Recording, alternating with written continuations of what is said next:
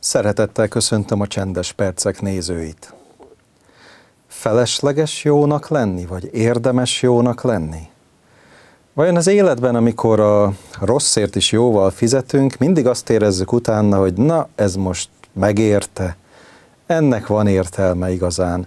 József Attilának 2 hexaméter című rövid kis verse jut az eszembe, ahol azt mondja az első mondatban egy nagy kérdőjellel, hogy miért legyek én tisztességes? Kiterítenek úgy is. Majd így folytatja, miért ne legyek tisztességes? Kiterítenek úgy is. A különbség csak annyi, hogy az első után kérdőjel van, a második után felkiáltójel van, amiben benne van a döntés, az elhatározás, de azért az emberben ott van, hogyha a végeredmény mégiscsak az, hogy ebben a világban nem érdemes, és sokszor vagy többnyire nem éri meg annak lenni, de hogy van erről egy zsoltár is? Igen, ez a 142. zsoltár, Dávid zsoltára.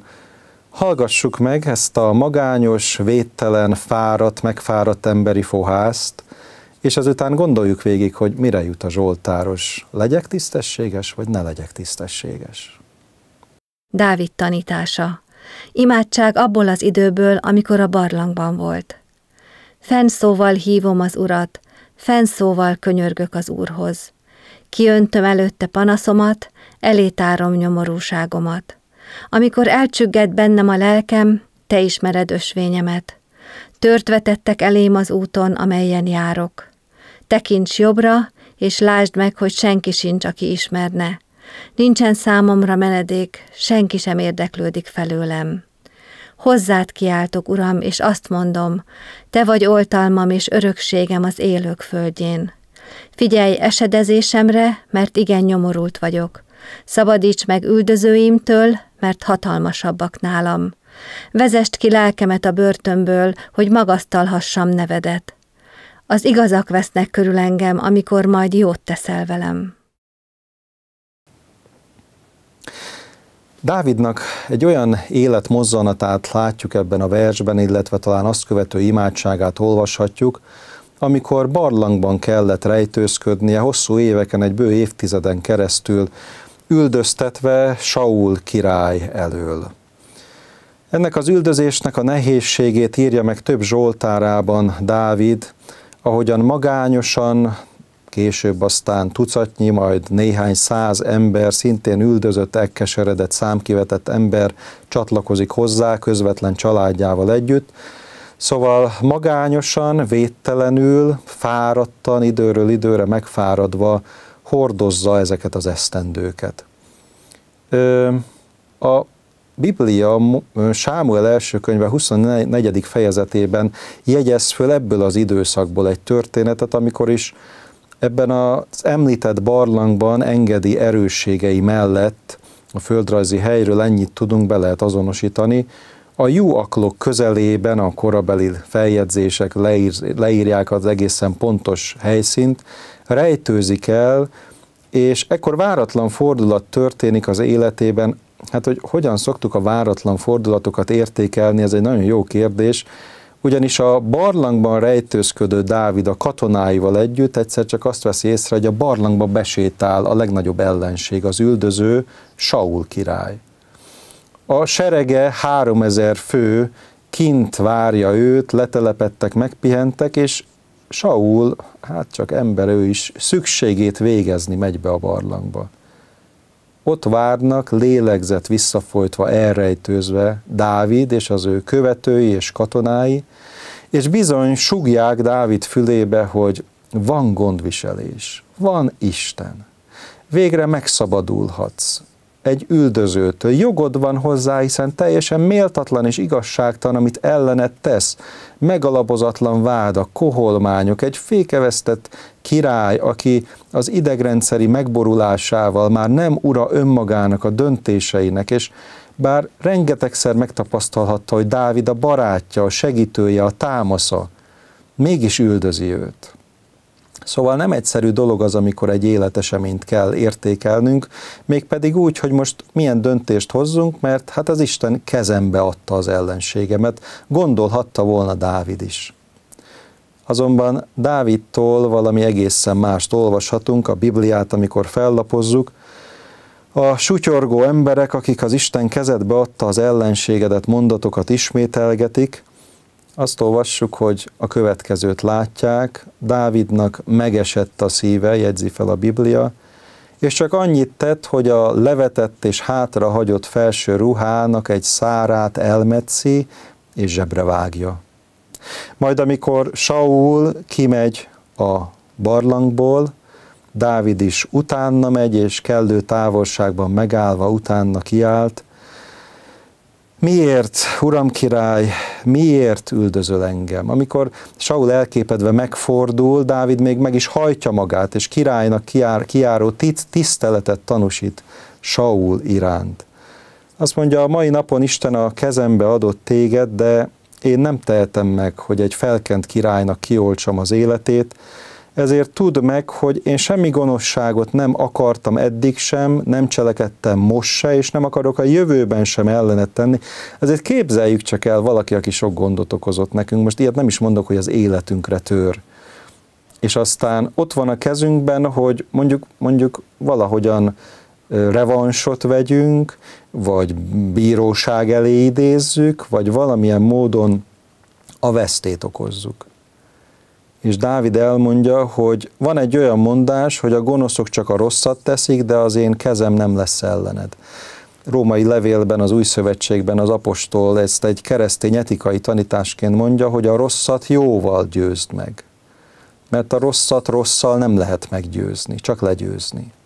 Legyőzni, megsemmisíteni, padlóra küldeni, ezt érdemled, hát kapd meg, vagy pedig az én kezemmel nem leszek ellened. Én a rosszat is jóval akarom meggyőzni. Egy olyan ókori világban, amikor még nem keresztény etikáról beszélhetünk, csak arról az etikáról, amit Dávid magáénak vallott. És elmondja, hogy az Úr tegyen ítéletet, de én nem akarok ítéletet tenni. Az Úr az igaz bíró, én nem akarok a bosszú lelkületére, de még csak az igazságosság lelkületére sem hivatkozva kárt tenni benned, idősebben, előjáromban, régi barátomban, aki az életemre törsz. Azonban, hogy mi állt mögött a nagyszerű cselekedet mögött, azt már csak a 142. Zsoltárból ismerhetjük meg. Hiszen itt derül ki, hogy Dávid nem jobb ember volt, mint mi. Dávid nem közelebb állt Istenhez, mint bármelyikünk állhatna Istenhez. Fennszóval hívom az Urat, mondja, fennszóval könyörgök az Úrhoz, kiöntöm előtte panaszomat, elétárom nyomorúságomat. Nem vagyok én mindig erős, hanem a 4. versben már azt mondja, hogy bizony nekem is vannak azok az időszakok, amikor elcsügged bennem a lelkem, de te ismered ösvényemet. Tört vetnek elém az úton, amelyen járok, és tekints csak jobbra, lásd meg, Istenem, senki sincs, aki ismerne, aki rám tekintene, aki mellém állna. A felsőbb szinteken, ahol Sault meg lehetne állítani, ott már nincsen kiállás, ott már nincsen bátorság. Mindenki tudja, hogy Dávid igaztalanul üldöztetik, de nincs számomra menedék, és senki sem érdeklődik felőlem, mert ha érdeklődnének, még nekük is bajuk lehetne, megüthetnék a bokájukat. De Istenem, én nem akarok beleveszni az önsajnálatba, és nem akarok beleveszni az önsajnálat talán legszörnyűbb gyümölcsébe, az elégtétel, bosszú vágy vagy bosszú szomj lelkületébe. Hozzád kiáltok, Uram, és azt mondom, te vagy oltalmam és örökségem az élők földjén. Ezen a földön mindannyian jövevények és vándorok vagyunk, ennek ellenére egyes vándorok kardot ragadnak, hogy más vándorokat elpusztítsák. Dávid egy olyan elhagyatottságról, védtelenségről, magányról és megfáradásról tesz tanúbizonyságot, amit azt gondolom, hogy mi a képernyő előtt ülők el sem tudunk képzelni, és hálásak lehetünk az Istennek, hogy viszonylag kevesen üldöznek bennünket, vagy akarják kioltani az életünket. De hogyha fel akarjuk mérni annak az erőnek a nagyságát, ami az Istenben való bizalom, a gondviselésbe vetett hit által az ember rendelkezésére állhat akkor, amikor magányosnak, védtelennek vagy megfáradtnak érzi magát, akkor elég ezt a Zsoltárt elolvasnunk.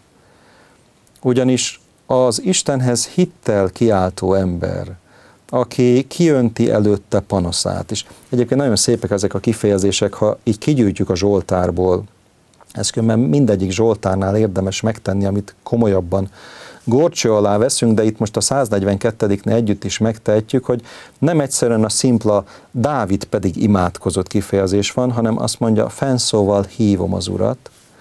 Aztán egy másik szinoníma, könyörgök az Úrhoz. A 3. versben már egy újabb kifejezéssel találkozunk, kiöntöm elétte panaszomat, vagy elétárom nyomorúságomat.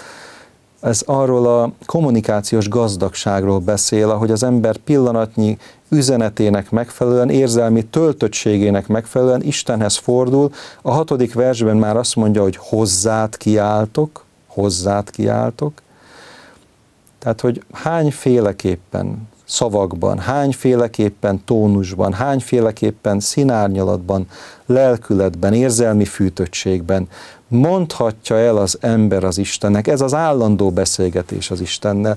Nincsen betanult, nincsen forma, nincsen kötelező, nincsen Jolly Joker imádság, amitől erősebb lesz a kérés, annál, minthogyha az ember a pillanatnyi állapotának megfelelően meri és akarja hittel és bizalommal Isten elé kipakolni a lelkének a terheit, a hátizsákját. Hozzád kiáltok, Uram, és azt mondom, te vagy, és te vagy oltalmam és örökségem. Az örökség ebben a világban azt jelentette, hogy egy száműzöttnek, egy menekülő embernek nem volt talpalatnyi földje sem, amit a magáénak mondhatott, hiszen ott megtalálták volna. De azt mondja, hogy az én üldöztetésemben, amikor egyik nap itt, másik nap ott kell, hogy rejteket találjak, tudom, hogy te vagy az én örökségem.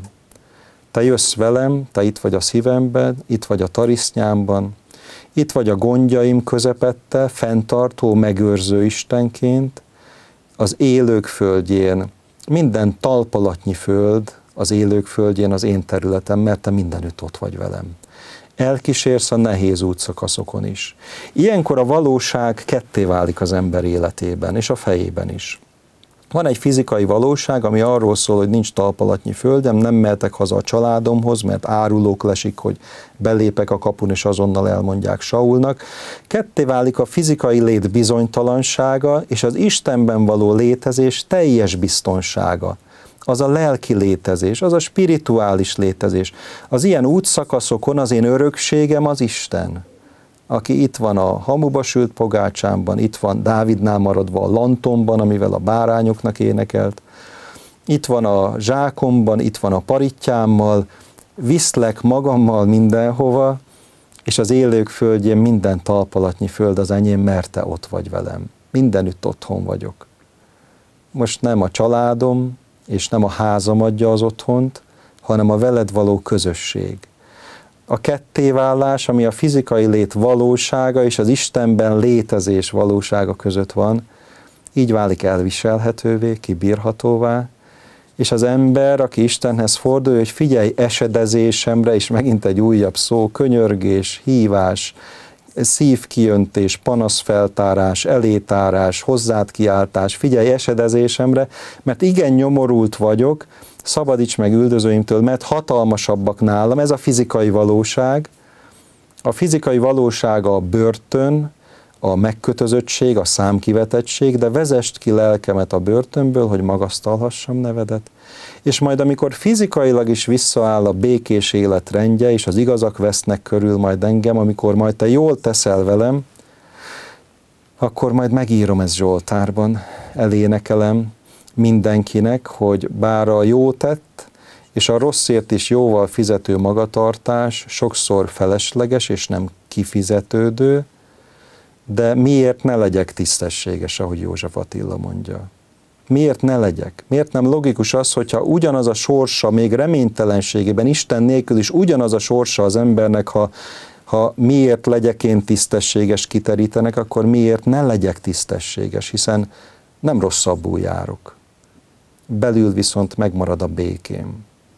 A szeretet logikus. A 142. Zsoltár csak ennyiről akar meggyőzni. Szeretni logikai döntés is. Szeretni érzelmi, gondolati, akarati, de beláthatóan logikai döntés is. Hiszen tulajdonképpen nem járok rosszabbul. Sőt, az elrejtőző szeretet, ami megtalálja a maga erkölcsi, etikai döntése mögött a támaszt, az erőt, az örökséget, a biztonságot, az még a lélek békéjét is megtartja, az embernek is növekedést, gyarapodást, kiteljesedést ad, győzelmet. Márpedig az Isten győzteseknek szeretne minket látni, és ő ehhez mindent meg akar adni. A Zsoltárral kapcsolatban is megírhatják kérdéseiket, gondolataikat a képernyő alján látható e-mail címünkre. Facebook csoportunk is van ugyanezzel a névvel, Csendes Percek névvel, de talán még élőbb YouTube csatornánk, ahol szintén kommentelhetnek, illetve megjegyzéseiket, kérdéseiket is feltehetik. Köszönjük, hogy velünk tartanak.